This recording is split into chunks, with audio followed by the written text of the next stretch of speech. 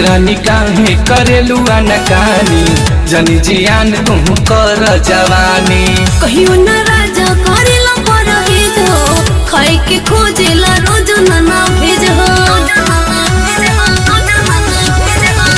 रानी काहे करेलू अनकानी जनी जियान तुम कर जवानी कहियो न राजा करेला परहेज हो खाए के खोजेला रोज ना भेज हो ऐसे सताई भयो केले रही जाइबा ऐसे सताई भयो केले रही जाइबा भैया के कन्हुए बोलाइबा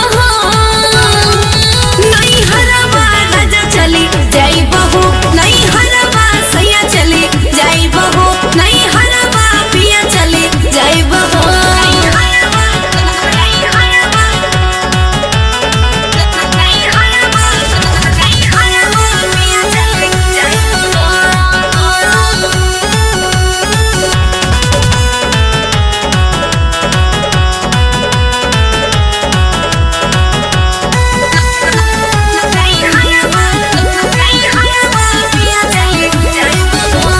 जाते नहीं हर तो हर सब तीन ले आयब तोहरा दहेजवा पर माजा उड़ायब। अच्छा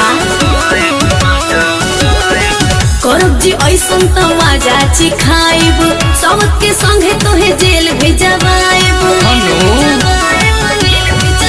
ऐसन करे बिना तनिको मोहाइब नहीं हरबा पिया चली जाइब हो नहीं हरबा राजा चली जाइब हो नहीं हरबा सैया चली जाइब हो नहीं हरबा पिया चली जाइब हो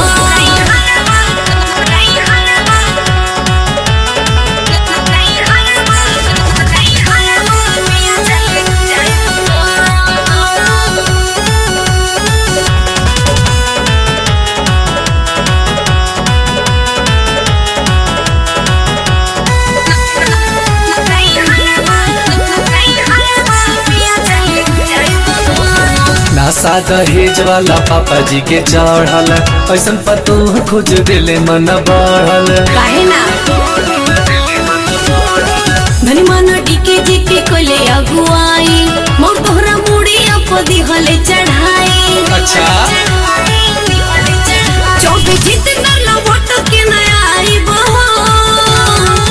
नहीं हरबा पिया चले जाई बहो नहीं हरबा राजा चले जाई बहो नहीं हरबा सैया चले जाई बहो नहीं हरबा पिया चले जाई बहो